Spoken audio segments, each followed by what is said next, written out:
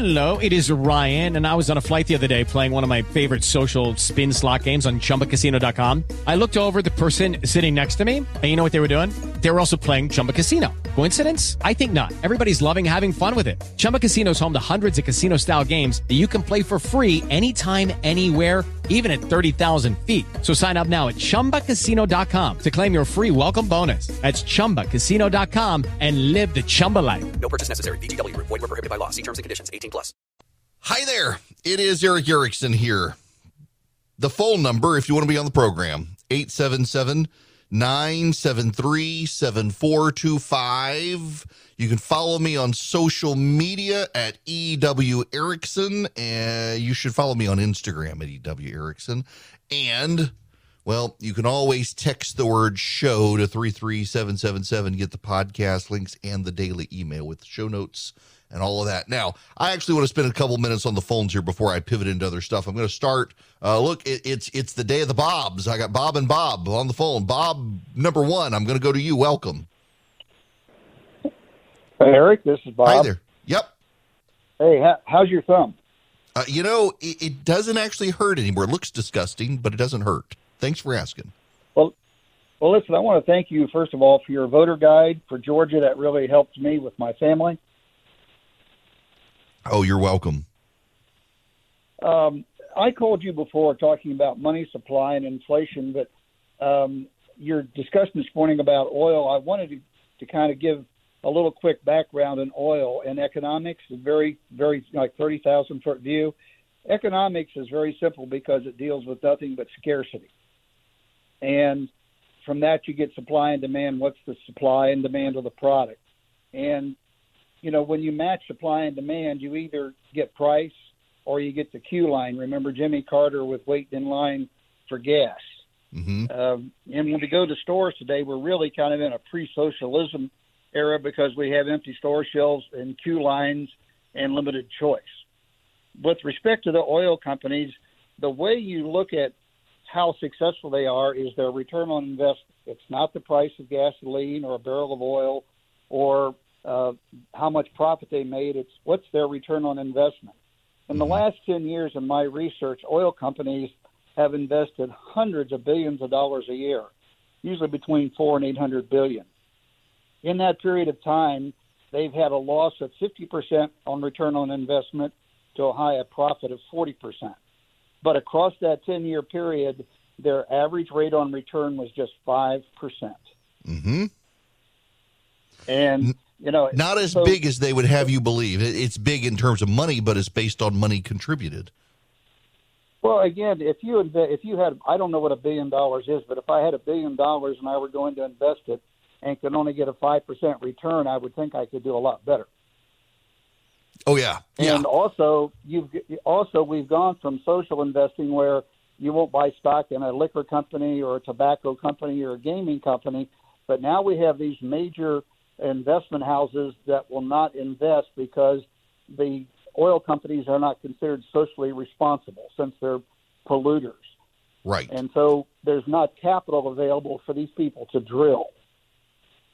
Right. And the Biden administration, like somebody told me, well, one of the reasons they didn't do ANWR was because Wall Street refused to fund it.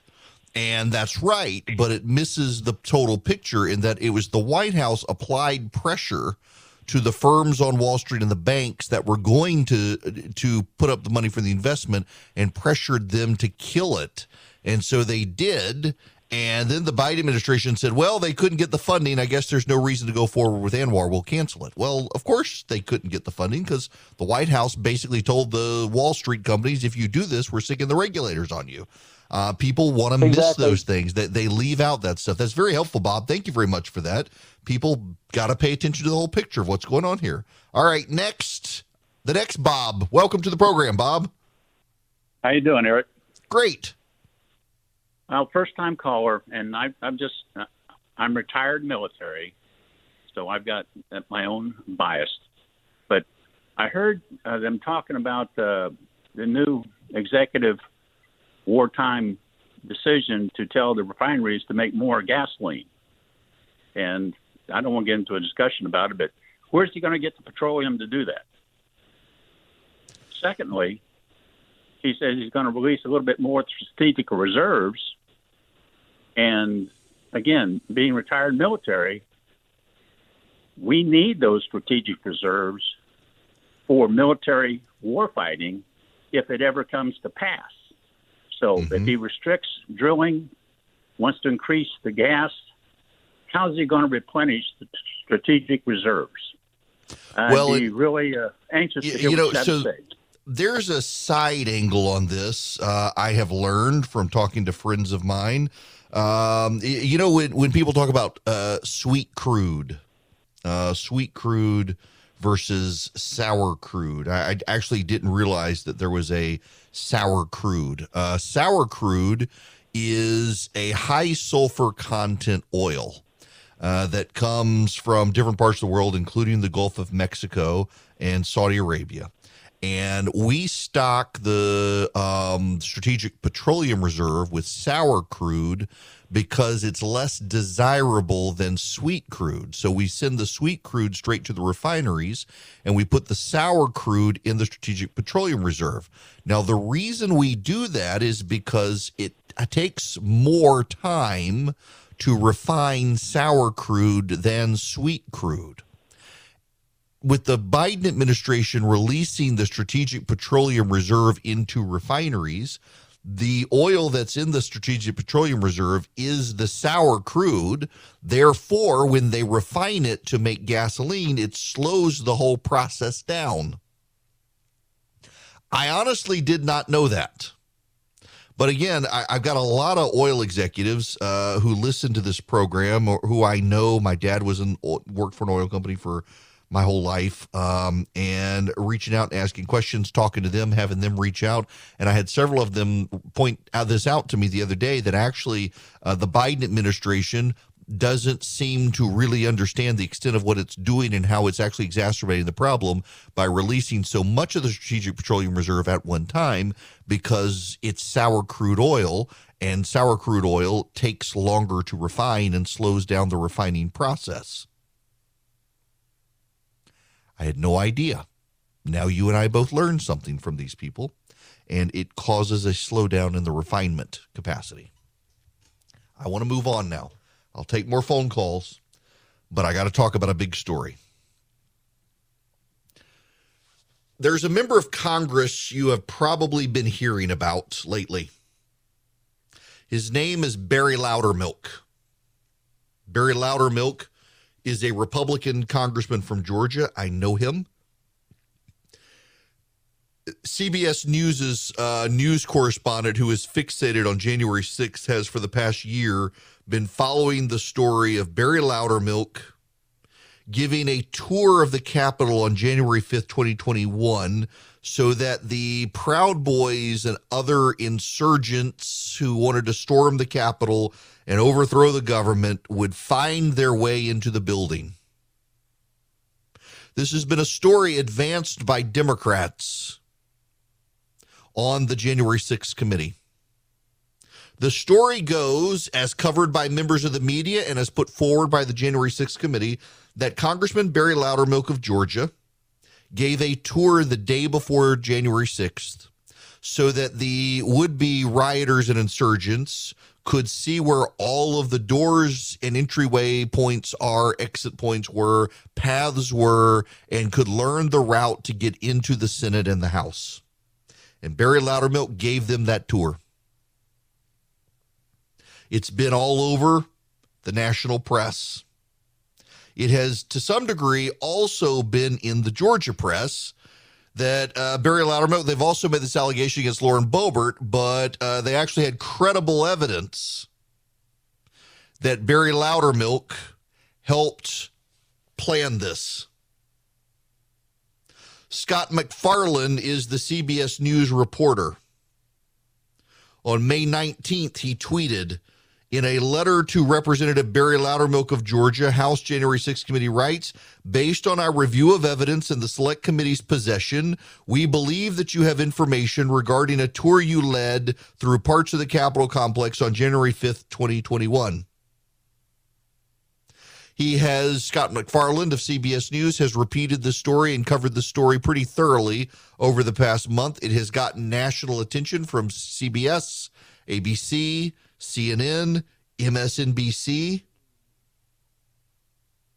No one, or very few people, I should say, have wanted to defend Barry Loudermilk, the congressman from Georgia. This has been a smear job against a good man. This has been a character assassination by the Democrats of the January 6th committee and members of the national press. Do you know who's speaking up to defend Barry Loudermilk, the Republican congressman from Georgia? The Capitol Police. That's right. The Capitol Police themselves have responded to the January 6th committee. The Capitol Police have said they reviewed the surveillance. They reviewed the tapes. They followed Barry Loudermilk around. Turns out he was just giving a tour to constituents. If you look at the bags that were supposedly sinister bags, the bags that contained materials and information that would help with the plot to overthrow the government, it turns out it was souvenir bags from the Capitol Visitor Center gift shop. There's no there there. There is no there there. Congressman Barry Loudermilk, if anyone knows him, knows he's a patriot. His children are patriots. I've met his kids. They're a really good family. They are a very good family, good Christian family, of very nice people who are patriots, who love their country. And Barry Loudermilk has been, over the last month, dragged through the national press as some sort of traitor to the country, would-be rioter, and the like. It's simply not true. And I would like to commend the U.S. Capitol Police for defending Barry Loudermilk and for revealing that, in fact, all of the accusations against him by the January 6th committee are not true. And I would note that Scott McFarland of CBS News, now that this is all public, has not tweeted a single thing about it. I would note that Scott McFarland of CBS News, who over the last month has over multiple times, multiple periods, and multiple occasions highlighted the story and cast aspersions on Barry Loudermilk, has not mentioned it once. Barry Loudermilk did nothing wrong. I should also note that this calls into question further the credibility and competency of the January 6th committee. They could have reviewed the tapes. They could have reviewed the surveillance. They could have worked with Capitol Police, and they could have asked the Capitol Police in private for their assessment. Instead, they decided to make it a public spectacle. They decided to shame Barry Loudermilk. They decided to send the mob after Barry Loudermilk. They decided to send the media after Barry Loudermilk. They didn't wait for the Capitol Police to review the assessment and complete a report. And now that the report is done, it's a nothing burger. There's nothing there. There's no there at all. He did nothing wrong. He was given a tour with constituents. We've seen this pattern repeated with Democrats, with members of Congress who gave tours to constituents who were in Washington at that protest, and they wanted to come by and just check out the Capitol and meet their member of Congress. And their members of Congress and staff obliged, and they've all been smeared by the media. They've all been defamed. They've all been slandered. They've all been attacked, and none of them did anything wrong. The idea from the Democrats that Republican members of Congress helped foment, inspire, and guide the insurrection of the Capitol Hill when there was no insurrection to begin with is all a bunch of BS. Absolutely, some bad people stormed the Capitol, and absolutely, they had ill intent, and absolutely, they need to go to jail, and absolutely, no Republican member of Congress, including Barry Loudermilk, helped them, and to say otherwise is a scurrilous lie, and the January 6th committee and the reporters who have attacked Barry Loudermilk should apologize to him. And now you know the rest of the story. There are a lot of options out there. If you're a self-starter and you want to invest on your own, it can be really confusing. And I'm delighted to tell you about SoFi because that's who I use, and now I've got them as an advertiser. If you're a SoFi user, my gosh, you get all sorts of options, great research. You get the ability to invest in stocks, EFTs, crypto, plan out your retirement. More importantly, you got people you can call on. I mean, for example, I can use SoFi to buy stocks and EFTs and do the deep dive research if I need to and get complimentary financial planners ready to help answer questions. You can too, whether you're stuck on where to start or need help deciding what to do next. You can even save for retirement with traditional Roth and SEP IRAs. They have so many options. If you're into crypto, you can also explore crypto. They've got 30 available coins: Bitcoin, Ethereum, Cardano, Solana, Dogecoin, and so much more. But more importantly, they've got the #1 ranked automated investment tool, their robo-advisor. It takes the stress out of building and managing a diversified portfolio without having to pay a bunch of experts to do it. I really like SoFi. Y'all, I've tried, you name it, and I probably tried it, and I settled on SoFi and think you will like it as well. Cut through the jargon, make investing easier with SoFi. Visit SoFi.com/Eric to learn how you can win up to $1,000 in stock when you open an account. That's SoFi.com/Eric. Brokerage and active investing products offered through SoFi Securities LLC, member FINRA SIPC. Hi there, it's Eric Erickson here. You know, you can subscribe to the daily show notes and get all the links to the stuff that I'm talking about. If you text the word show to 33777, you get the podcast, you get the live stream links, and at the bottom, you get the link to the show notes. You should subscribe if you want all that extra stuff. Now, I want to go take David's phone call here. David, welcome to the program. How are you, sir? Good, how are you? I'm good, sir. Thank you. I was listening to the gentleman before you. They were wise beyond their years there. One of the points I was making to your screener was what I've explained to several people I work with. Like, I recall Biden saying something to the effect of the biggest company in the United States made $2 trillion, and a lot of people bought into that. They said, well, this company made $2 trillion. No. That's if they sold all their stock on paper. That's what they're worth, not what they do in sales. There's a totally different ballgame between what their worth is and what they sell. And on top of that, there's a couple of the points I made to them. I said, do you understand also that a portion of their profits go to the stockholders? Do you understand that, right? Yeah, okay, yes. And one of the point I wanted to make, and I'll hang up after this, was a lot of these kids don't understand when they see on their check stub Social Security 6.2% or whatever it is now.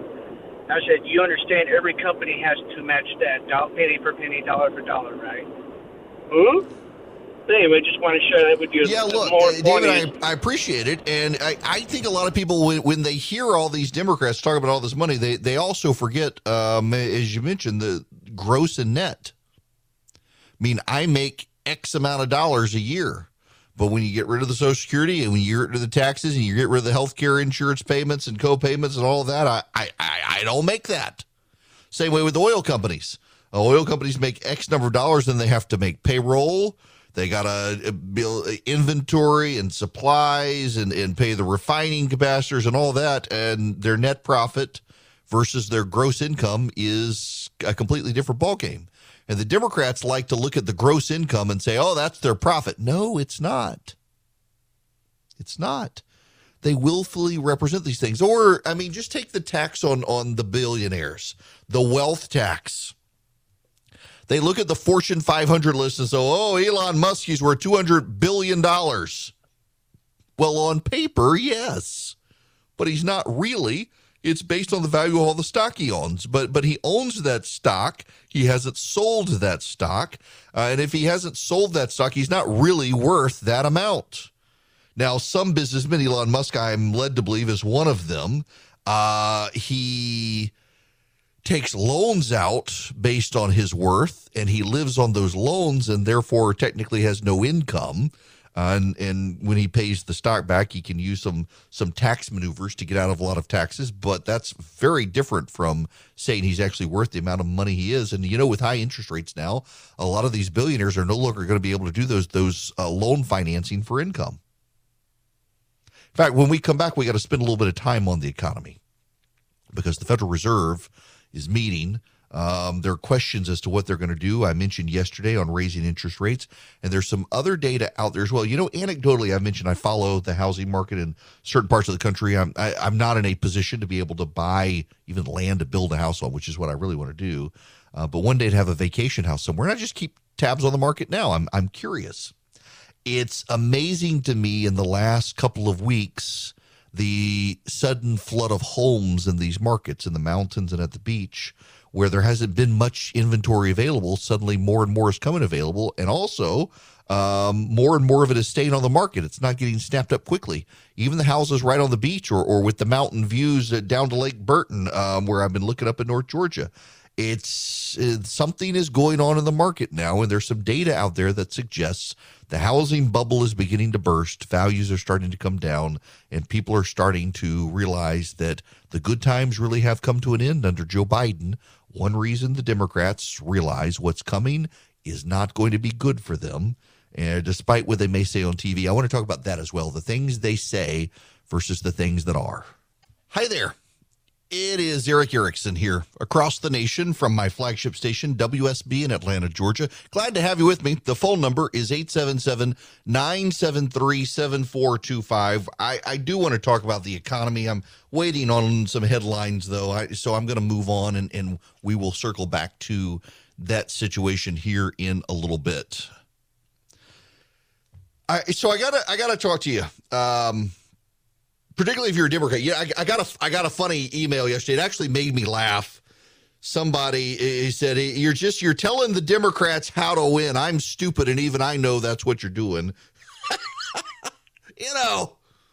The brilliance here is that I can tell the Democrats what they're doing wrong. I can diagnose the problem. I've been in politics for years. They're not going to listen to me.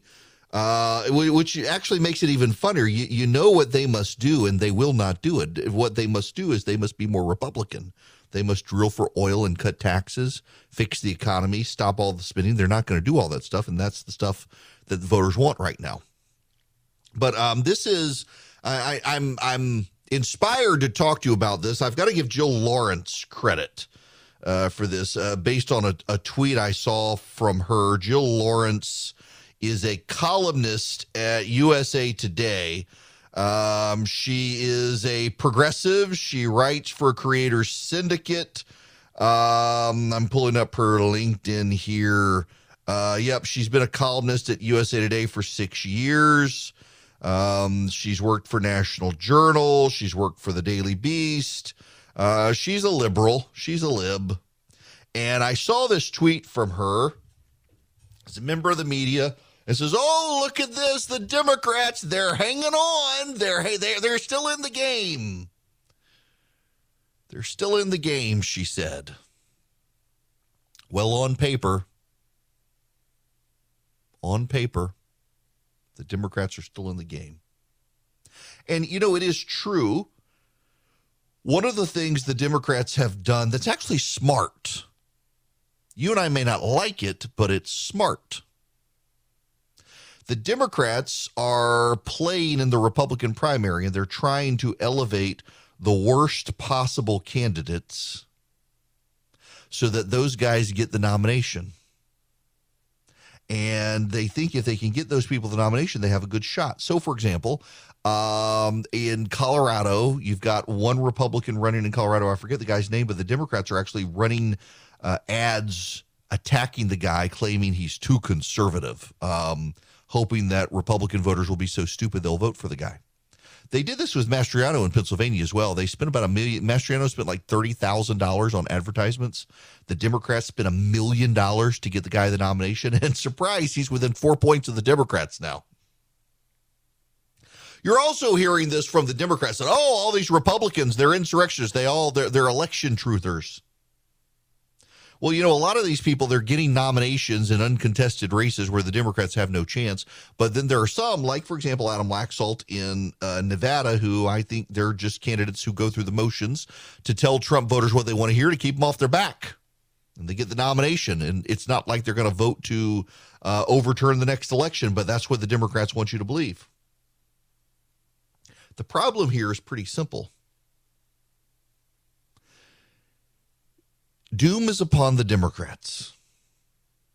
Republicans are notorious for picking terrible candidates in years where they could sweep.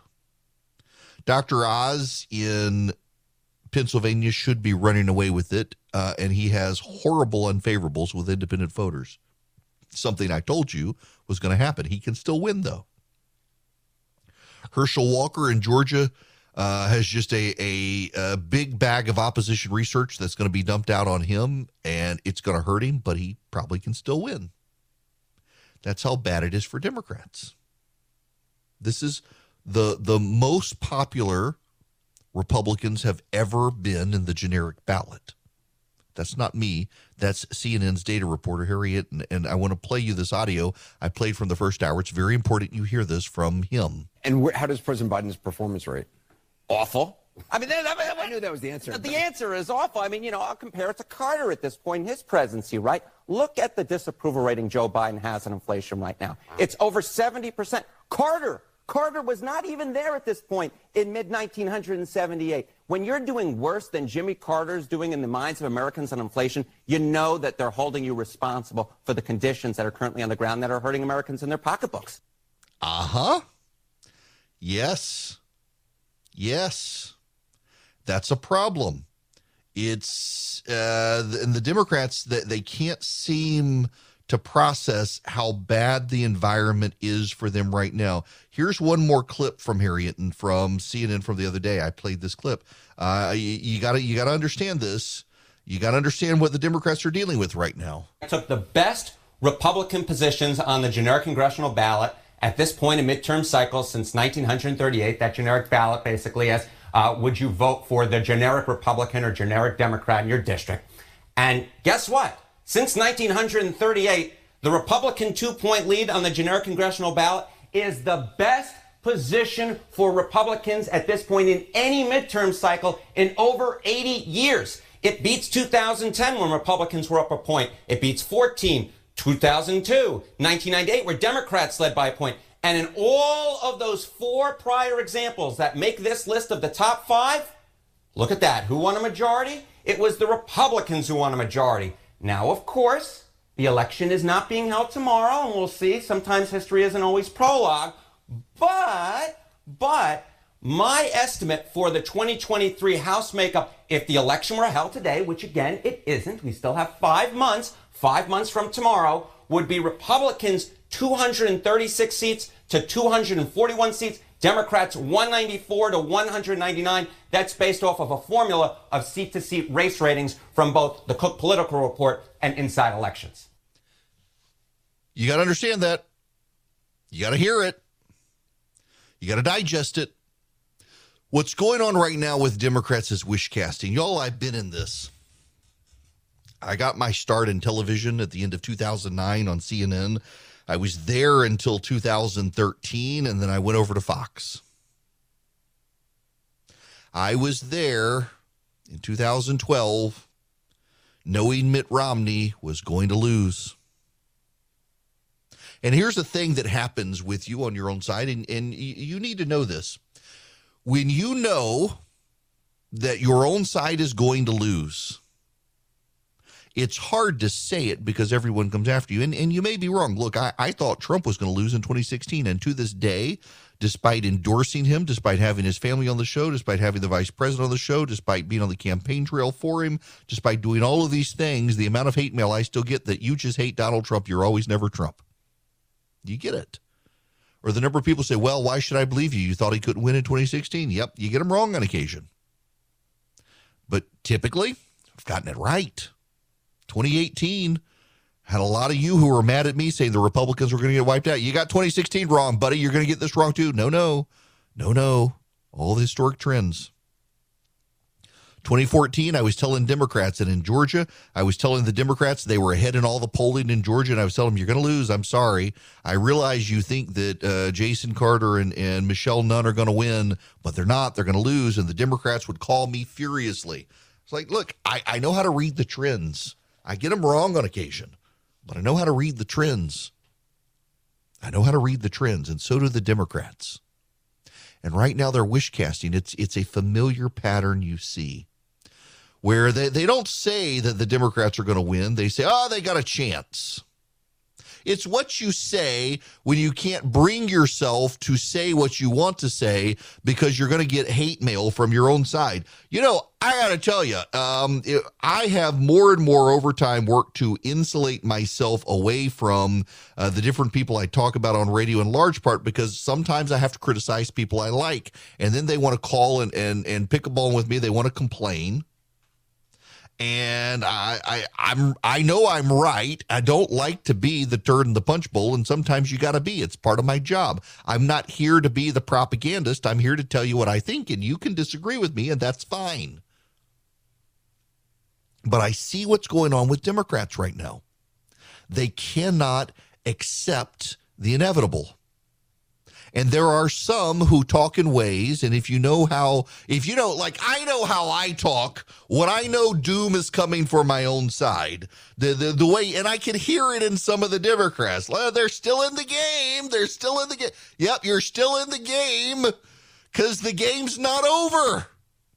But the game's going to be over and you're going to lose. When you hear a Democrat say, oh, we're still in the game, yes, because the game ends on Election Day. The game is still going on and you can't drop out of the game. You can't just throw up your hands and say, oh, I quit. No, you can't do that. You're still in the game until Election Day and then you lose. When you hear someone, Republican or Democrat, say their side is still in the game, that's code for we're going to get our butt kicked. But there's something different this time with some of the Democrats. They have within their bubble fundamentally, philosophically convinced themselves that they're going to win because of the outrage over January 6th or because of Trump hatred. And these people are freaking delusional. Most Americans don't care about Donald Trump right now. They care about gas prices. Most Americans don't care about January 6th. They care about gas prices. And you can say it's a damning indictment on the American people that they don't care about the constitutional order, but many of the same people who make that case are also delegitimizing the Senate and the Supreme Court for not getting their way. They don't care about the constitutional order either. They're just trying to find a way to win. And the way the Democrats have decided they're going to win is to generate opposition against Republicans and Donald Trump. And that did not help them in Virginia. I mean, here's the bitter truth. In 2006, I was not a paid TV contributor. But I was on TV a lot in 2006. I did some Fox and some CNN. I even did some MSNBC. They hadn't completely gone crazy in 2006. They're starting to. And I did a lot of radio interviews. And in 2006, that was George Bush was president. There were a bunch of indictments of Republicans. It was bad. And I was the Republican who was going on TV and radio and saying, listen, we're still in the game. Yeah, the odds are against us, but will voters really want Nancy Pelosi? Yes, the answer. I knew it at the time. Yes. And as we got closer to the election, it was more and more obvious. It's like, look, history's against the Republicans. There will be some bad Democrats who win, but there will be some bad Republicans who still win because they've campaigned hard. It all comes down to turnout, don't you know? I mean, they're the things you say. They become the punchlines of politics and the idiomatic expressions of politics. But you just kind of know. And if you don't know, you don't know politics, or you're too into your tribalism to see what's going on. I have lived through the wipeouts of Republicans on radio. I have. 2018, I was trying to prepare my audience for loss. 2020, I was trying to prepare my audience for loss. In fact, I actually thought the Republicans were going to do worse at the congressional level than they did. They wound up doing okay at the state and congressional level. It was just the presidency where they did bad because people were just tired of Trump. They thought they could go back to normal with Biden. Ha ha, suckers. But 2018, trying to tell my own side, it's like, history's against the party that controls the White House. You just got to prepare yourself. You think that there's no way voters are going to want to go with these wackadoo liberals. Well, When voters hate the party in the White House, they don't care about the other side. They hate you. They're not looking at the other side. They'll look at the other side. There'll be a backlash against them. We're seeing that backlash now. The backlash is coming against the Democrats. The people are fed up with the Democrats. They're ready to get rid of the wackadoos. But here's the reality for the Democrats. You can tell yourself you're still in the game. You can tell yourself the Republicans are picking bad candidates. You can tell yourself these Republican candidates are terrible. They're not going to be good. The problem is not the Republicans. The problem is Joe Biden and the Democrats. And everyone can fluff you up and pat you on the head and tell you it's going to be okay. It's not going to be okay. Doom is coming for you. You might as well start figuring out how you can start messaging for 2024 because you're done for 2022. Yeah. Someone will pull that out if something happens and tell me how wrong I was. But y'all, I mean, I know what a landslide looks like. And I know what a wave looks like. And one is upon us. We know what else is upon us. Time for me to tell you about the Eden Pure Thunderstorm. Wonderful transitioning here. The Eden Pure Thunderstorm, listen, you want to clean the air after the election, Democrats? You're ready to clean the air and reboot and regroup for 2024? Get an Eden Pure Thunderstorm. It can't take away your losses, but it can take away the stinky odors that come after your losses. It can take away the pollen, the mildew, the gloom, the doom, and the despair, maybe, possibly. All you got to do is go get 3 of them right now for less than $200 at EdenPureDeals.com. When you go to EdenPureDeals.com, you will see a discount code box on the front of the website. You put in ERIC3, ERICK3, and you will be transported into the page for the Eden Pure Thunderstorm 3-pack, where you'll see individually they're all over $100. But if you order through my discount code ERIC3, you get 3 of them for less than $200, and you save $200, and you get free shipping at EdenPureDeals.com. You clean the air, you get rid of the stuff that's in the air. They eliminate the odors, the pet odors, the smoke odors, the stinky odors, the musty odors. That's why I keep one in my suitcase when I travel. It's EdenPureDeals.com. The discount code is ERIC3. You get 3 of them for less than $200. You're saving $200, and you get free shipping. Hi there. It's Eric Erickson here. The phone number is 877-973-7425. Let me go to Bernie. Welcome to the program, Bernie. How are you? Good afternoon. How you doing? Great. Great. I basically got 2 things. One is I'm curious how many states like California and New York that are run by the Democrats have also cut their gas taxes to help us out. Very few. And, because I know Florida has, and of course we know Georgia has. Right. A number of Republican states have. There have been a couple. I think Illinois is one of the ones that has. And now Biden is contemplating a federal tax holiday, but I don't think he has the control to do it. He'd have to take Congress do it. Yeah, well, that's one. And 2 is I'm tired of all the vilification of corporations. A corporation is simply the way a business is set up. Mm-hmm. I worked for the biggest restaurant chain in the world. I worked for McDonald's for 47 years, and I ran multiple restaurants from South Florida up to here. And I'm going to tell you, if they made 5 cents on a dollar, that was an incredible month. Mm-hmm. And people don't understand the way it. we used to run our budgets was monthly. We had to, recycle it to see where we're at for the year. But basically, 5 cents on a dollar was a good profit. Yeah, look, I really do fundamentally believe a lot of people just don't understand how businesses work these days. They don't understand the difference between gross income and net income. They don't understand profit margins. They don't understand the payroll issues, the tax issues. I got to let you go there because I got less than a minute here. But it's well said, and people don't understand it. They vilify corporations. Like, for example, there's this trend a couple of years ago where people talk about companies being publicly traded. And the argument from leftists was that, well, because they're public companies, that means we own the company. No, that's not what it means at all. Not at all what it means, and yet you couldn't convince them otherwise because they changed the definition of the word to fit what they wanted, and it didn't matter what the truth was. What mattered was their truth. And they had no idea what they were talking about. Absolutely flabbergasting. When we come back, we got to talk about the Federal Reserve and the economy.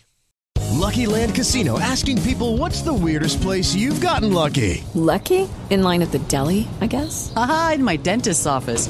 More than once, actually. Do I have to say? Yes, you do. In the car before my kids' PTA meeting. Really? Yes. Excuse me, what's the weirdest place you've gotten lucky? I never win and tell. Well, there you have it. You can get lucky anywhere, playing at LuckyLandSlots.com. Play for free right now. Are you feeling lucky? No purchase necessary. Void where prohibited by law. 18+. Terms and conditions apply. See website for details.